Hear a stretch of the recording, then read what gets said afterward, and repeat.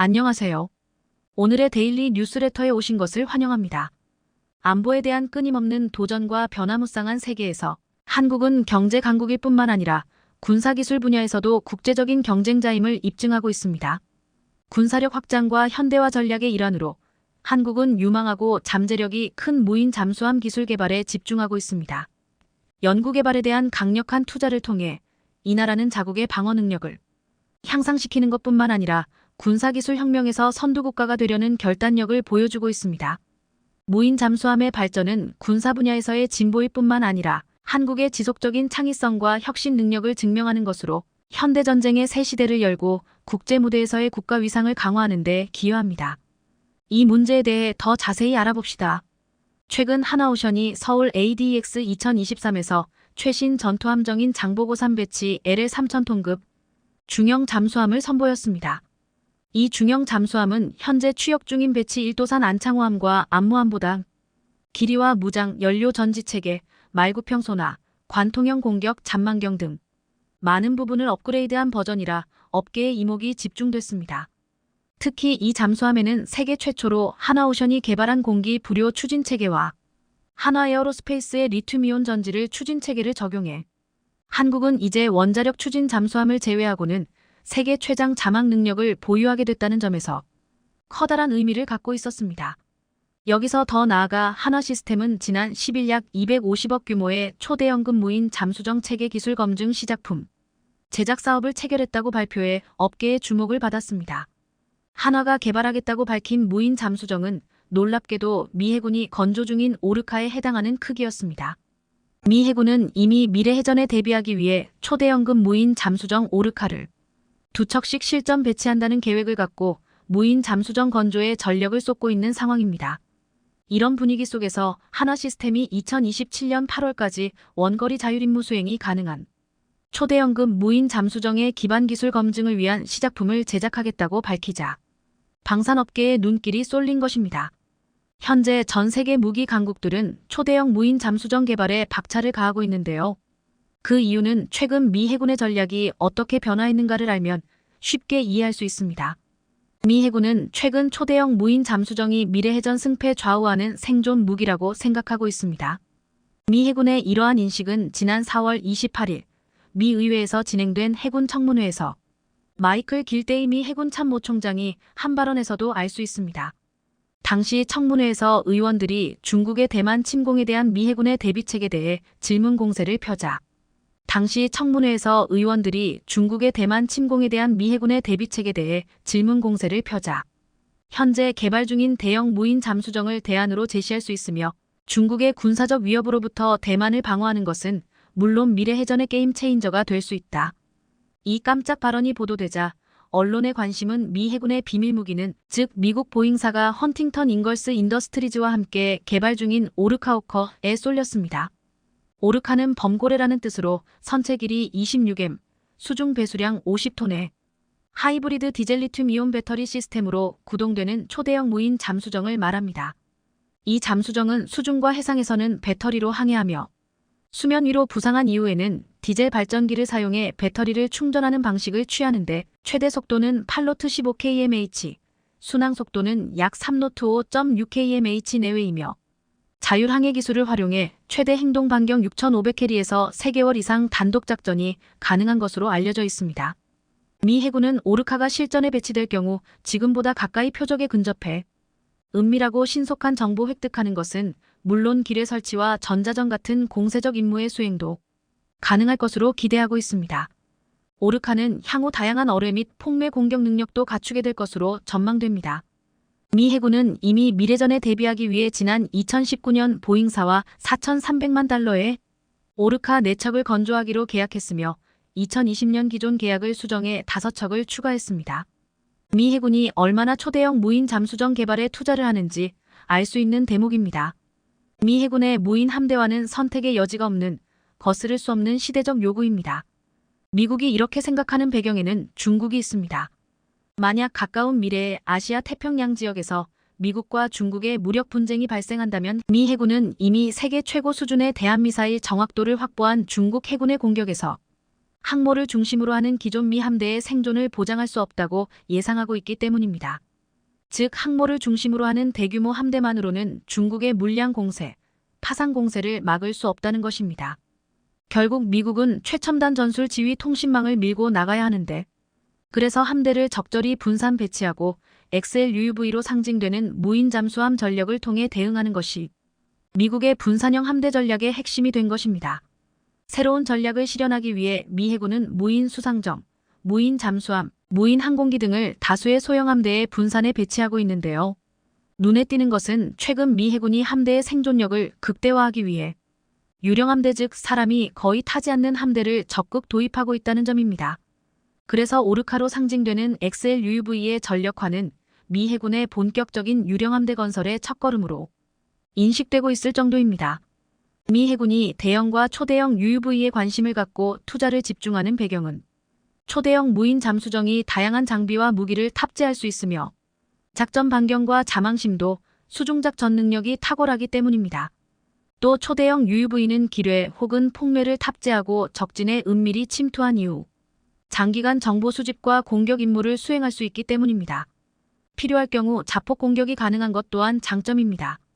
여기에 더해 갈수록 유능한 잠수함 요원을 확보하고 양성하기 힘들다는 현실적 문제 또한 미 해군의 XLUUV 전력화 결정에 영향을 미치고 있는 것으로 알려졌습니다. 러시아도 다양한 종류의 초대형 무인 잠수정을 개발, 운용하고 있습니다. 러시아 해양기술연구소는 수심 6m까지 잠수할 수 있으며 저주파와 고주파 소나를 갖춘 클라베신 이라을 핵추진 쇄빙선에서 운용했습니다. 또한 러시아는 먼 곳에서 미국 본토의 항구를 공격할 수 있는 핵탄두 탑재 UUV인 포세이돈을 개발했습니다.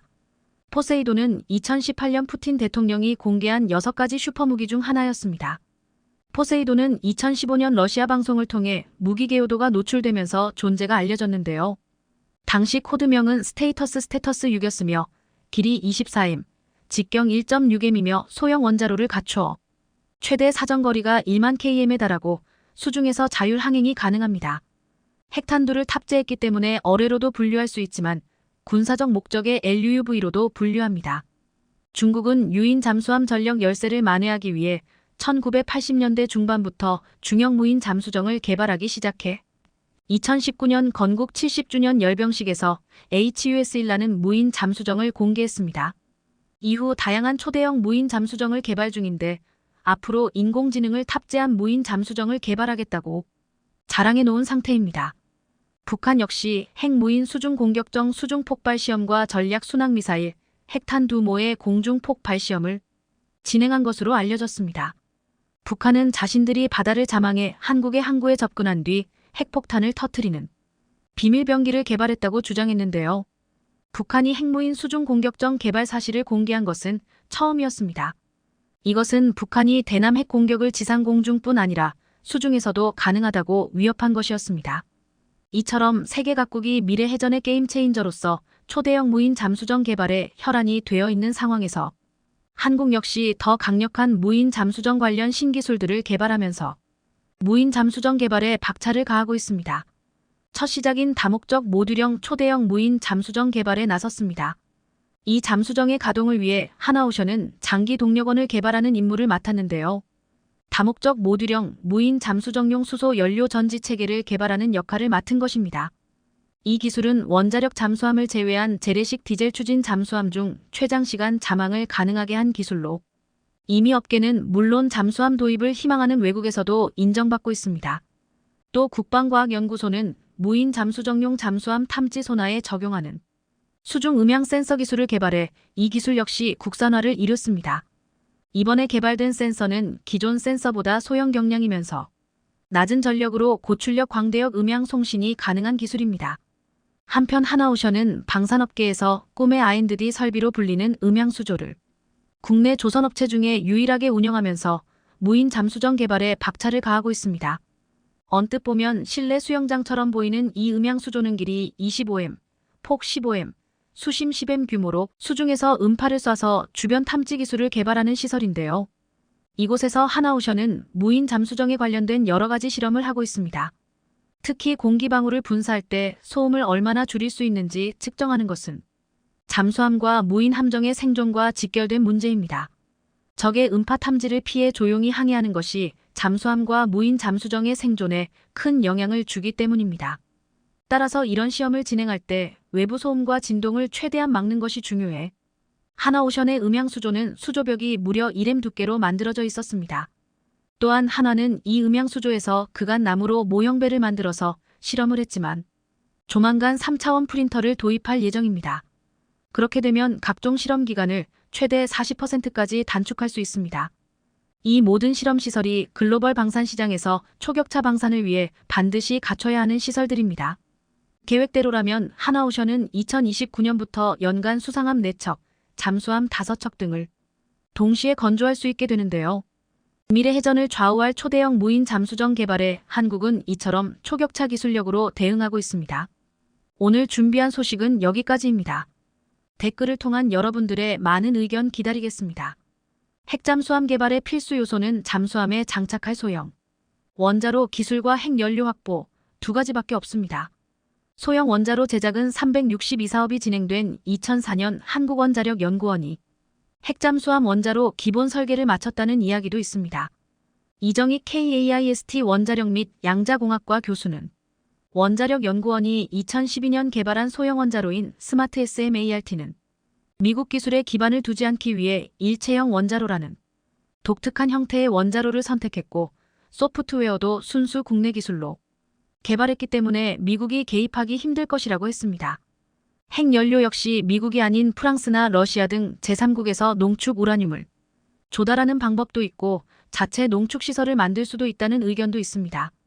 우리 기술로 핵잠을 건조하겠다고 해도 미국은 반대하고 있습니다.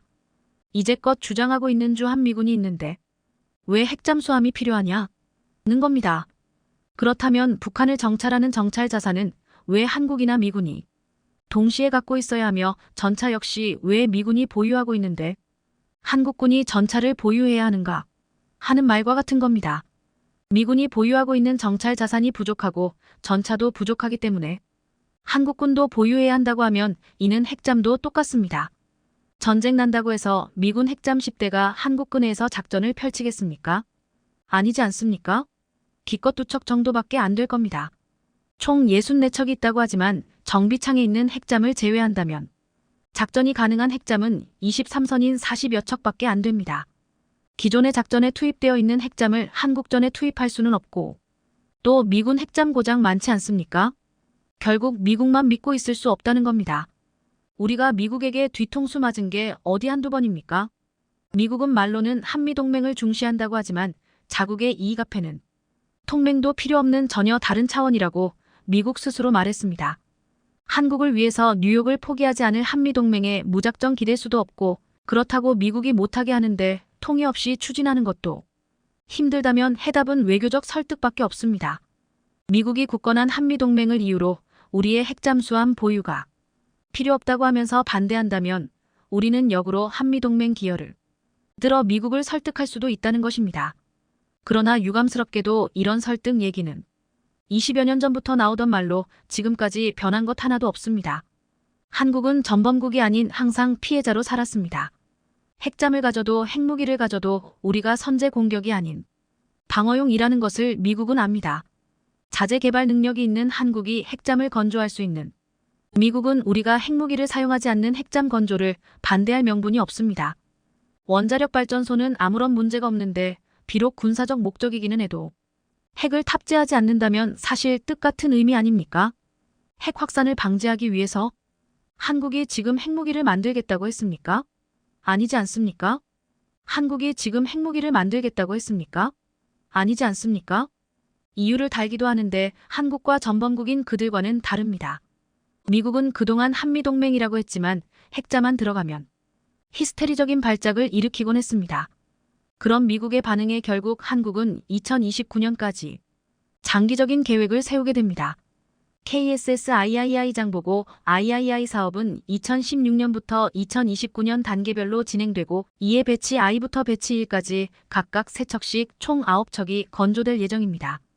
배치는 동형 함정을 건조하는 묶음 단위를 뜻하는데 배치 I, 배치 II, 배치 1, 2등으로 진행할수록 함형 발전과 성능 개선이 이뤄짐을 뜻합니다. KSSIII 배치 LL은 여러 기술이 증강되는데 특히 핵심 성능인 자망 시간을 늘리기 위해 납축 전지가 아닌 리튬이온 전지를 사용하게 되면서 주목을 받고 있습니다. 중대형 잠수함 중 세계에서 두 번째로 리튬이온 전지를 적용해 수중작전 지속 능력과 고속기동 지속 시간을 늘리겠다는 것입니다. 여기서 우리는 KSSIII 배치 II가 아닌 배치 III를 주시할 필요가 있습니다. 배치 II부터 리튬이온 전지를 사용하지만 현재 알려진 바에 따르면 선체를 완전 재설계하지 않으면 리튬 전지 모듈의 효율성이 극대화되지 않는 것으로 알려져 있습니다. 원자력 추진 잠수함은 엔진만 바꾼다고 되지 않습니다. 추진, 동력 전달, 무게 배분, 운용 체계 등 모든 것을 밑바닥부터 새로 설계해야 하고 핵잠 운용을 위한 승조원 교육 체계와 원자로 운영 및 폐기 과정에 필요한 군수 지원 체계까지 거의 새로 시작해야 합니다. 마찬가지로 리튬이온 전지를 채택한 잠수함의 경우도 그에 대한 장점을 최대한 살려 제대로 활용하기 위해서는 잠수함의 최적화, 엔진 및 발전 시스템 등이 그에 최적화되도록 재설계해야 합니다. 그렇지만 배치 1까지는 재설계 예정 없이 그대로 업그레이드 하는 선에서 탑재가 될 것 같습니다. 따라서 자망 성능은 100%가 아닌 50% 선에서 향상되는 것으로 봅니다. 세계 최초로 리튬이온 전지를 탑재한 일본의 오류함의 예를 들자면 그렇습니다. 지금까지 이 체계에 대해 알려져 있는 것은 별로 많지 않지만 좀 더 자세하게 설명하자면 전기 에너지를 기존의 납산 전지가 아닌 리튬이온 전지에 저장한다는 것입니다. 오랫동안 재래식 잠수함의 동력원으로 쓰이고 있는 납산 레드 에서드 배터리, 즉 차에 장착되어 있는 크고 무거운 배터리와 동일한 그 배터리 대신에 리튬이온 전지를 이용하겠다는 겁니다. 스마트폰이나 전기차에도 쓰이고 있는 리튬이온 전지는 에너지 밀도가 더 높고 같은 크기의 납산 전지보다 더 많은 잠재적 전력을 저장할 수 있습니다. 공간이 한정되어 있는 잠수함에 있어서 리튬이온 전지, 이러한 특성은 매우 중요한 이점이 됩니다. 더구나 리튬이온 전지는 납산 전지보다 더 빠르게 충전할 수 있습니다. 리튬이온 전지로 추진하는 체계의 가장 큰 장점은 기존 납산 전지와 비교해 볼 때 중량당 에너지 밀도가 3배 이상 높은 점입니다. 3배 이상 높다면 3배 이상의 속도와 3배 이상의 잠항 기간이 가능하다는 얘기입니다. 기존의 공기부료 추진 체계 AIP 시스템에 부족한 점을 모두 상쇄할 수 있다는 것입니다. 디젤 잠수함은 전기를 다 사용하기 전 수면 위로 부상해서 디젤 엔진을 가동해 배터리를 충전시켜야 합니다. 이 작업을 스노클링이라고 하는데 수면 가까이 부상해야 하는 데다가 디젤 엔진 가동에 필요한 산소를 공급받고 배출되는 탄소를 방출하기 위해 굴뚝을 수면 위로 드러내야 하며 충전을 위해 디젤 엔진을 가동하는데 이때 소음과 매연을 발생시키기 때문에 적에게 탐지되기 쉽습니다. 따라서 대기 시간을 줄여주는 빠른 충전은 작전 수행에 매우 요긴한 기능이고 소음 억제라는 측면에서도 이전 잠수함들보다 훨씬 더 뛰어난 능력을 보유하고 있습니다. 핵잠의 가장 큰 특징은 바로 원자력으로 얻어지는 무한에 가까운 에너지 덕분에 매우 오랫동안 연료 재보급 없이 최대 30년 동안 작전을 수행할 수 있다는 점입니다. 그렇지만 가동만 그렇지 실제 작전에서는 9110일 정도를 일주기로 운용하고 있습니다. 식량 등 보급품 등이 무한정이 아닌데다가 좁은 공간에 갇혀서 임무 수행을 해야 하는 승조원들의 피로도를 고려해 볼 때 비상시가 아닌 이상 3달 이상의 임무 수행은 무리라는 뜻입니다. 자, 그렇다면 리튬이온 전지에 더해 전고체올 살러드 리튬이온 전지를 탑재하게 되면 성능이 핵잠과 비슷한 성능을 지니게 됩니다. 배수량 4,000톤 정도의 잠수함을 기준으로 오노투구 2.25kmh 속도로 한다면 수중항해를 94시간 87일 유지할 수 있고 전투 속도인 15노트 27.75kmh 수준의 항해 시간을 무려 90시간이나 유지할 수 있습니다. 뿐만 아니라 핵잠과 같은 20노트 36.4kmh의 최고 속도를 무려 30시간 넘게 유지할 수 있기 때문에 그 부분에서는 원자력 잠수함과 큰 차이가 없다는 것입니다. 재충전을 위해서는 수면 가까이 떠올라 스노클링을 해야 한다는 문제점은 여전하지만 핵잠 건조가 여의치 않을 때 생각해 볼 수 있는 충분한 대안이 될 수 있습니다. 한국은 이 점을 생각하고 있는 것입니다. 2차 배터리나 전고체 배터리, 또 수소연료 전지가 가장 앞서 있는 나라는 한국입니다. 따라서 4,100톤급 배치 III를 기준으로 2030년 초반 정도가 되면 전고체 배터리 개발로 또는 수소연료 전지를 이용해 핵잠과 대등한 성능을 확보할 수 있을 것으로 보고 있습니다. 방사능의 위험성이 없고 정치적 문제에 얽힐 가능성이 없으면서 기술적 난이도와 가격이 핵잠에 비해 낮고 친환경적이고 소형화가 쉽습니다. 정지 시에도 냉각 펌프 등의 구동 소음이 끊임없이 발생하는 핵잠과 달리 배터리를 이용한 소음원이 없어 운용하기에 따라서는 매복 공격에 최적으로 꼽힙니다. 게다가 배터리 기술의 강점과 세계 최고의 건조 기술을 보유하고 있고 한국산 부품과 기술만으로 건조할 수 있어 수출 품목으로 아주 좋은 위치를 차지할 수 있습니다. 리튬이온 전지를 세계 최초로 먼저 채택한 일본이지만 한국이라는 복명을 만나 가격 때문에 수출이 어렵습니다. 핵잠에 못지않는 전고체 배터리를 탑재한 잠수함이 한국이 선보이게 될 때 미국을 비롯한 유럽 잠수함 강국들도 성능과 기술, 가격을 겸비한 한국에 고개를 숙일 수밖에 없을 겁니다. 전투기용 AESA 레이더를 독자 개발한다고 선언했을 때 대한민국이 들어야 했던 말입니다. 심지어 미국이 AESA 레이더 핵심 기술 이전을 거부하자 국내 일부 언론에서조차 KF-21 자체 생산을 중단해야 한다고 보도했는데요. 이유는 아주 간단했습니다.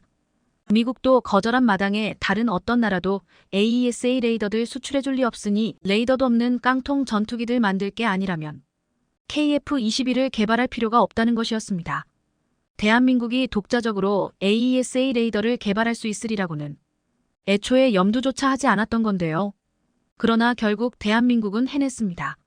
최근 KF-21이 잠정 전투용 적합 판정을 획득하면서 탑재된 국산 AESA 레이더도 같은 판정을 획득했는데요. 쉽게 말하면 모두가 불가능이라 했던 AESA 레이더들. 오로지 독자 기술만으로 실전 레벨의 성능으로 개발하는 데 성공했다는 것입니다. 게다가 여기서 끝이 아닙니다. 대한민국은 KF-21로 AESA 레이더의 원천 기술을 확보했고 이를 발전시켜 소형화하는 데까지 성공했는데요. 드디어 FA-50용 AESA 레이더를 개발하는 데도 성공한 것입니다. 그리고 이 덕에 대한민국의 AESA 레이더는 KF-21에 앞서 FA-50에 먼저 탑재되어 전 세계 무대를 공략하게 되었는데요. 그래서 준비했습니다. 오늘은 소형 전투기 계열의 새 지평을 열어버린 FA-50의 초진화에 대해 알려드리겠습니다. 지금은 전 세계 전투기 시장에서 가장 주목받고 있는 FA-50이지만 모체인 T-50이 처음 개발되었을 때만 해도 수출 포지션이 굉장히 애매했습니다. 오죽하면 KAI조차 T-50은 20년간 천덕꾸러기 신세였다라며 자주할 정도인데요. T-50은 F-16으로의 기종 전환을 염두에 둔 고등훈련기였기에 디지털 비행 제어 시스템과 현대식 조종석 등 고성능 기능을 갖추고 있었지만 이로 인해 가격이 상당히 높은 편이었습니다. 게다가 아직 기술력이 입증되지 않은 대한민국이 그것도 처음으로 만든 초음속 고등훈련기라는 꼬리표 때문에 기술 수준에 대한 의심도 있었는데요. 이 두 문제가 결합하여 국제방산시장에서 두각을 드러내지 못했던 것입니다. 오죽하면 미 공군의 차세대 고등훈련기를 선정하는 TX 프로그램에서도 월등한 성능을 갖추고 있음에도 가격 경쟁에서 밀려 보잉 사부의 T7에 패배했을 정도인데요. 더군다나 저가를 넘어선 염가 라인에는 중국의 L15가 떡하니 버티고 있었기 때문에 내세울 건 성능뿐인 T-52 시장 경쟁력을 확보하기란 더욱 어려웠습니다. 국산 전투기의 명맥을 이어가기 위해선 돌파구가 필요한 상황. 대한민국은 정면 돌파를 선택했습니다.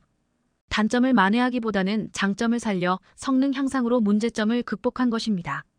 T-50의 성능을 더욱 향상시켜 전술입문 훈련기인 TA-50으로 활용하기 시작한 건데요. 얼핏 고등훈련기한 전술입문 훈련기는 큰 차이가 없어 보이지만 두 기종은 이름만큼이나 큰 차이가 있습니다. 먼저 고등훈련기는 말 그대로 기본기만 갖춘 훈련생의 비행기술을 전술기 운용 수준으로 연마하는 데 사용됩니다. 대한민국을 기준으로 하면 KT-1 웅비로 비행에 관련된 최소한의 기본 교육을 마치고 T-50으로 전투 훈련을 시작하는 셈인데요.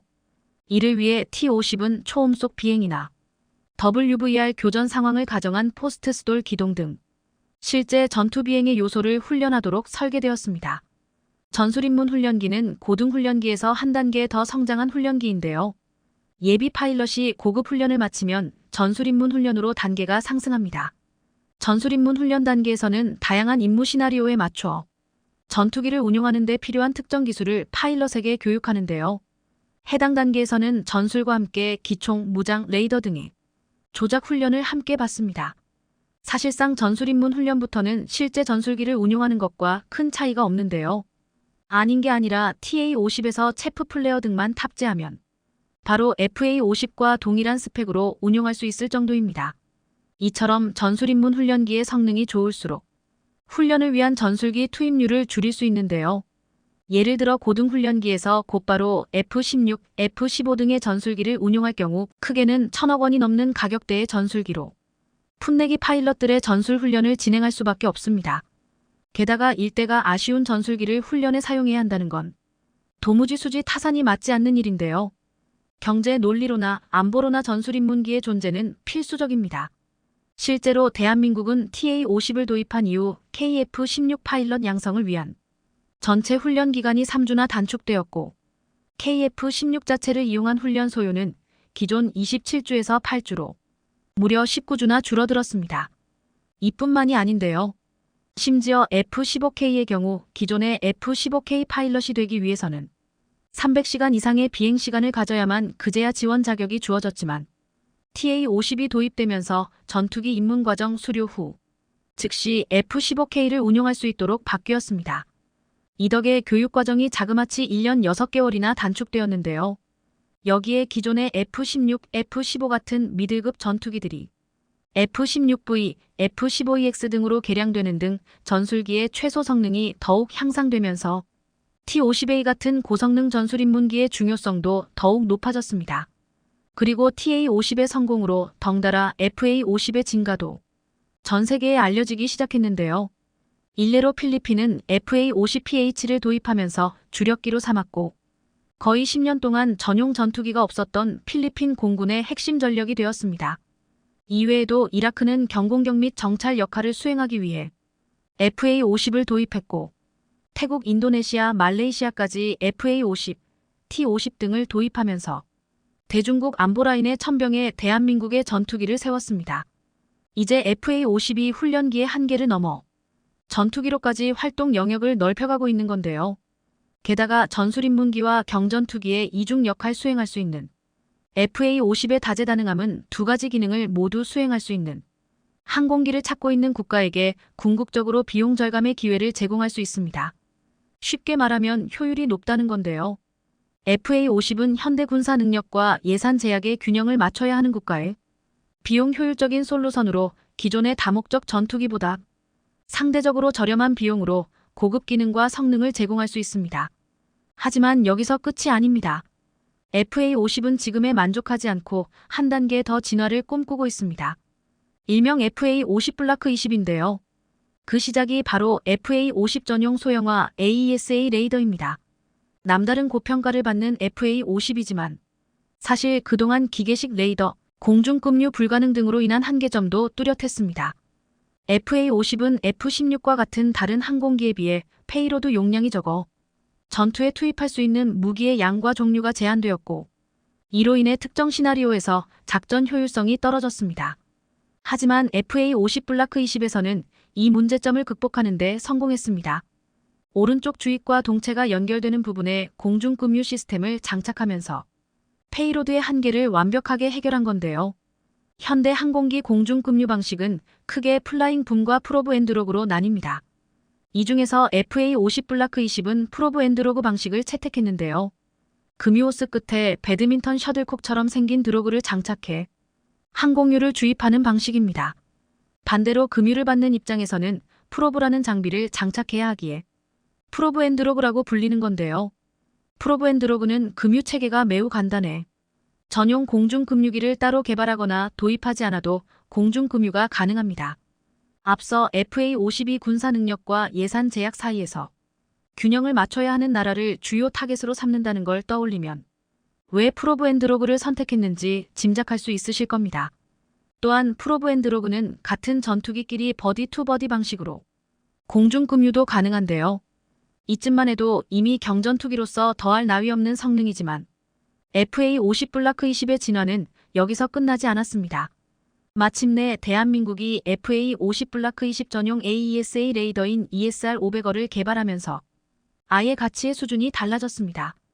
AESA 레이더는 하나의 대형 안테나를 사용하여 집중된 전파를 내보내던 기존의 레이더 시스템과 달리 각각 자체 송수신이 가능한 수백, 수천 개의 소형 안테나를 사용하는데요.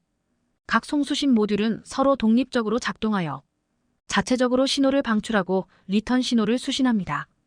이 덕에 기존 레이더 시스템에 비해 여러 표적을 동시에 추적할 수 있다는 게 장점인데요. 심지어 표적 업데이트 속도 또한 대단히 빠릅니다. 또 안적 입장에서 더 넓은 범위의 주파수에 신호를 퍼뜨릴 수 있어서 탐지를 방해하거나 레이더에 간섭하는 게 상당히 어려운데요. 게다가 작동 수명이 길고 유지관리 요구사항도 낮습니다. 오죽하면 AESA 레이더를 탑재하는 것만으로도 기계식 레이더를 탑재한 전투기에 비해 최소 34배 이상의 전투력 상승이 이루어집니다. 딱 봐도 여간 어려운 기술이 아님을 짐작해 볼 수 있는데요.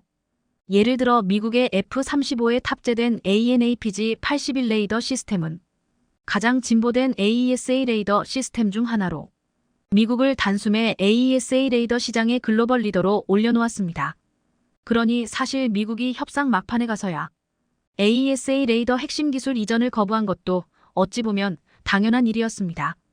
하지만 결론적으로 미국의 기술 이전 거부는 대한민국에게 추진력을 얻기 위한 발판이 되었는데요. 철치부심한 대한민국은 미국이 30년에 걸쳐 얻어냈던 성과를 단 7년 만에 획득하는 데 성공했습니다. FA-50 블라크 20에 탑재 예정인 ESR-500원은 약 500개의 송수신 채널을 탑재했는데요. 작고 가벼운 공랭식 X밴드 안테나를 사용해 신뢰성과 함께 생존 가능성을 확보할 수 있었습니다. 또한 효율 높은 전천후 멀티롤 기체를 추구하는 FA-50답게 공중은 물론 지상 해상 표적에 대한 탐지 및 추적 능력 등 다양한 운용 모드를 갖추고 있는데요. 또한 FA-50 전용 레이더이기 때문에 효율적인 유지관리와 업그레이드에도 굉장히 용이합니다. 한 가지 아쉬운 게 있다면 개발 일정과 시기가 맞아떨어지지 않아서 폴란드분 FA-50에는 국산 ESR-500어가 아니라 미국 레이시온의 팬텀 스트라이크가 탑재된다는 건데요. 그러나 이를 바꿔 말하면 ESR-500어가 최소 팬텀 스트라이크와 동급이거나 그 이상의 성능을 보유했다는 방증입니다. 그게 아니라면 까다롭기로 정평이 나 있는 미국과 레이시온이 FA-50에 자국의 AESA 레이더를 탑재하는 걸 허락했을 리 없는데요. 이제 FA-50은 단순히 경전투기가 아니라 F-16에 준하는 엄연한 미들급 전투기로 거듭나고 있습니다. 지금 우리 국민의 관심은 온통 KF-21에 쓸려 있지만 실제 방산 시장에서는 FA-52, KF-21을 위한 활주로를 반듯하게 닦아놓고 있는데요. 전 세계 전술기 시장에서 앞으로도 대한민국이 승승장구하길 바랍니다. 한국과 지구 정반대편에 위치한 국가 아르헨티나. 과거 한국의 FA-50 수입과 관련 논의를 진행했으나 여러 가지 요인으로 도입에 실패했던 이 국가에서 다시 한국을 선택했다는 소식이 들려왔습니다.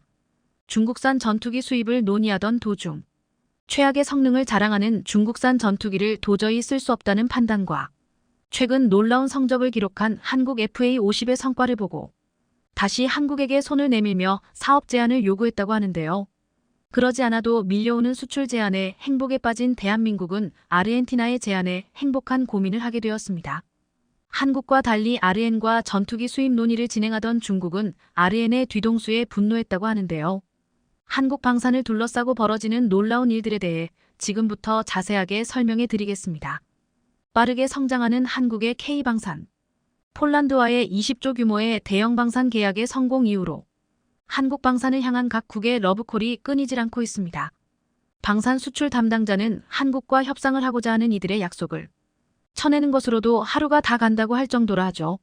미국 CNN도 이러한 한국의 변화를 감지했고 한국 방산에 대한 특집 방송을 내보낼 정도였습니다.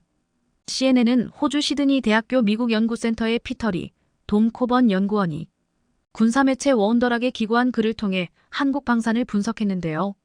기고문을 통해 두 연구원들은 K방산이라 칭하는 한국의 수출 규모는 이미 메이저리그 수준이라고 분석했습니다. 특히 한국 무기가 매력적인 것은 미국산보다도 저렴하면서 위력이 강하기에 많은 국가들이 원하는 부분을 충족해준 무기 사양이라고 말했죠. 실제로 한국 방산의 강점으로 꼽히는 것이 바로 가성비입니다. 세계 최강 미국의 무기를 구매하고자 하는 이들은 많으나 이를 모두 다 받을 수 있는 것은 아닙니다. 설사 조건을 채우더라도 이를 구매하는 비용이 만만치 않기 때문에 어렵고 까다로운 절차를 거쳐야 미국 무기를 수령할 수 있죠. 반면 한국 무기는 그런 위험 부담이 없습니다. 러시아와 미국 기술을 고루 전수받아 기술에 있어 유연하고 정치적인 위험 부담을 감수할 필요가 없다는 점에서 한국 방산은 다른 국가에 비해 압도적으로 수출에 유리하다고 본 것이죠. 문재인 대통령 시절 때 열심히 투자한 결과가 비로소 지금 성과를 보이는 것이라 할 수 있죠. CNN도 주목할 정도로 한국 방산의 가시적인 성과가 눈부신 가운데 최근 한국 방산을 매몰차게 거절했던 곳에서 은밀한 제안이 들어왔다고 합니다. 은밀한 제안을 한 곳은 바로 아르헨티나라고 하는데요. 한국의 FA-50 전투기를 다시 구입하고 싶다는 의사를 드러냈다고 합니다. 이미 한 차례 한국 전투기 사업을 엎은 국가이기에 사실 이번 제안은 한국 입장에서도 당황스러운 제안이었죠. 과거 아르헨티나는 낙후된 자국 전투기를 교체하기 위해 각국 전투기 생산자들을 모아놓고 사업 계획서를 뿌린 바 있습니다.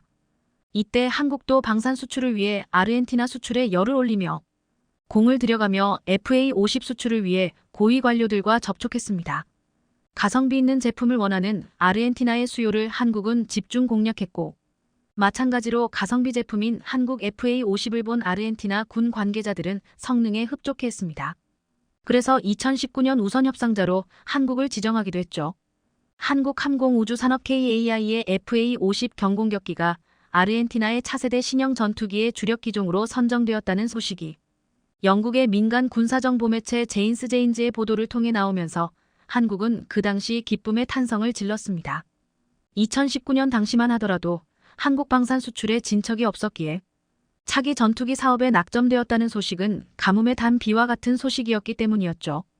한국과 마지막까지 경합했던 이탈리아 방산그룹 레오나르도가 아직 결정된 것이 없다는 반응을 보이며 낙점 소식을 부인하기도 했죠. 그러나 아르헨티나 공군은 FA-50 도입 소식을 공식 채널을 통해 공개하며 확정적으로 한국 FA-50이 차기 전투기가 되는 것으로 보였습니다. 그러나 좋아하던 것도 잠시 갑자기 아르헨티나 정부와 한국 정부 사이에 빨간불이 켜졌습니다. 바로 영국이 그 주인공이었죠. FA-50의 주요 부품 중 6개가 영국에서 만들어지며 이에 대한 수출 권한은 영국 정부에 있습니다. 그런데 한국의 FA-50이 아르헨티나의 기종이 될 수 있다는 소식에 영국 정부에서 제동을 걸고 나선 것이죠. 아르헨티나와 영국은 포들랜드 전쟁으로 악연이 있습니다. 포들랜드 소유권을 둘러싼 전쟁 때문에 영국은 아르헨티나에 대해 악감정을 가지고 있었고 그 악감정을 FA-50 사업에 개입한 것입니다. 결국 영국의 어깃장으로 아르헨티나는 FA-50 사업을 접어야 했습니다. 비싼 가격에 미국 전투기를 수입하거나 아니면 그보다 훨씬 저렴한 중국산 기종을 찾아야 했죠.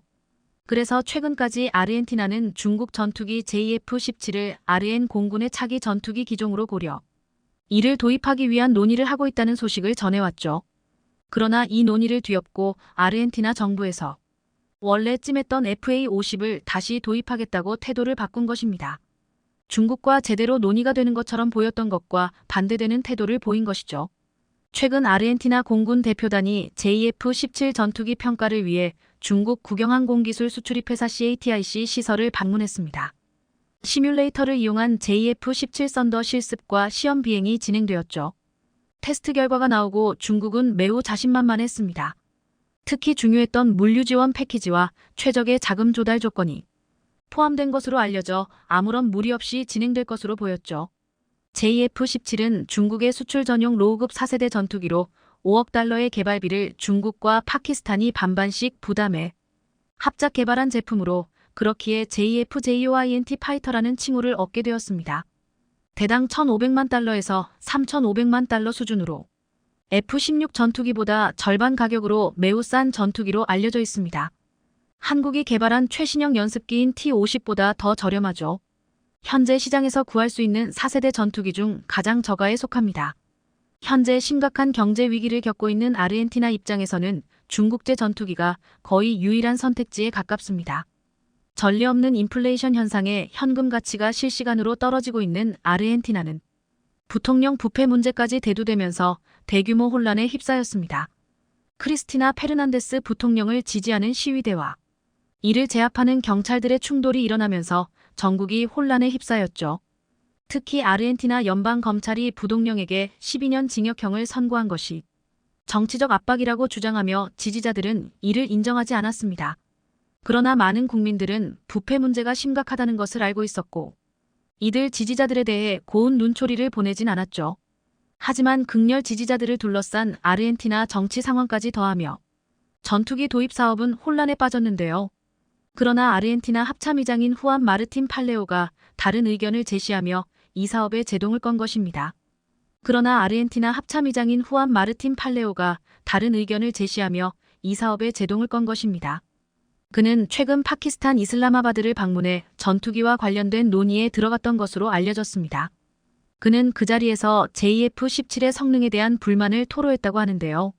싼 가격이라고 하지만 국방을 지키는 전투기 구입에 있어 더 나은 전투기가 필요하다고 판단한 것입니다. 그래서 다시 공이 한국으로 넘어오게 된 것이죠. 최근 들려온 폴란드 FA-50 수출 소식 또한 아르헨티나를 자극한 것으로 보이는 상황. 여러 차례 한국을 방문해 한국산 전투기 성능을 가까이에서 지켜본 아르헨티나 군 관계자들은 그렇기에 아쉬움을 드러내며 다시 한국으로 선회한 것입니다. 아르헨티나가 한국의 FA-50 도입을 위해 방향을 선회했어도 아르헨티나가 해결해야 할 과제는 만만치 않습니다. 특히 영국과의 앙금이 여전히 발목을 잡고 있는데요. 그런데 놀랍게도 이 문제가 최근 해결되었다는 소식이 들려왔습니다. 군사 전문 매체 디펜스24에 따르면 KAI의 관계자가 판버러 에어쇼를 방문했을 때 FA-50 부품과 관련 부품 대체와 관련된 사항을 논의했다고 합니다. 핵심 부품으로 알려진 영국제 부품을 대신해 다른 부품으로 교체해 타국 수출을 가능하게 교섭을 했다는 것이죠. 한국은 그러지 않아도 FA-50을 원하는 국가들이 많아지는 가운데 영국 부품 문제가 향후 수출에 있어 걸림돌이 될 것이라 판단. 이를 매듭 짓고자 이번 판버러 에어쇼 출장 기간 동안 KAI 관계자와 영국군 관계자와의 회동을 통해 이 문제를 해결했다고 합니다. 핵심 부품을 다른 제품으로 교체하는 것으로 이 문제를 우회했다고 하죠. 영국도 우크라이나 러시아 전쟁 이후 한국과의 협력이 점점 더 늘어나는 마당에 한국과의 우호 관계를 유지하고자 이러한 교체 사항을 받아들이고 한국과 손을 잡았다고 하죠. 그 결과 아르헨티나 수출에 있어 가장 큰 문제라 할 수 있는 부품 관련된 문제가 해결되어 수출에는 형식적으로 어떤 문제가 없어진 것입니다. 수출과 관련해 아르헨티나, 한국 양국의 의사가 중요해진 것이죠. 아르헨티나 입장에서는 돈을 조금 더 들이더라도 한국 무기 수입이 더 간절한 가운데 이번 한국과 영국의 부품 문제 해결로 인해 도입 속도가 빨라질 전망입니다. 중국은 이번 일로 인해 큰 손해를 입게 되었다고 하는데요. JF-17 수출을 위해 아르헨티나에 큰 공을 들인 것이 깨졌기 때문입니다. 한때 한국과의 계약이 무산됐을 때 중국이 미소 지었던 것과는 반대되는 상황이 펼쳐진 것이죠. 게다가 JF-17 수출을 성공하기 위해 아르헨티나 정부에게 중국 정부가 제공하기로 한방산 협력 물품들은 상당한 수준. 육군은 물론이고 해군까지 중국이 군 장비 현대화를 약속하며 VN1 수륙 양용 장갑차, 소형 경비정에 이어 원자력 기술 이전까지 약속했기 때문에 이번 사업 철회는 중국 정부 입장에서는 큰 타격으로 다가올 전망입니다. 중국 정부는 아르헨 정부의 계약 이행을 요구하면서 한국 정부와 거리를 둘 것을 주문했다고 하는데요. 그러나 아르헨 정부는 자국 보안과 성능 좋은 무기 도입에 있어서 타협은 없다고 주장하며 중국의 일방적인 요구를 무시했다고 하는데요. 서광이 비춰오는 한국 방산의 놀라운 성과에 박수를 보내며 한국을 다시 선택한 아르헨티나의 결정을 지지하며 한국 방산이 남미 지역 전역에도 놀라운 수출 결과를 거두길 기원해 보겠습니다. 시청해 주셔서 감사합니다.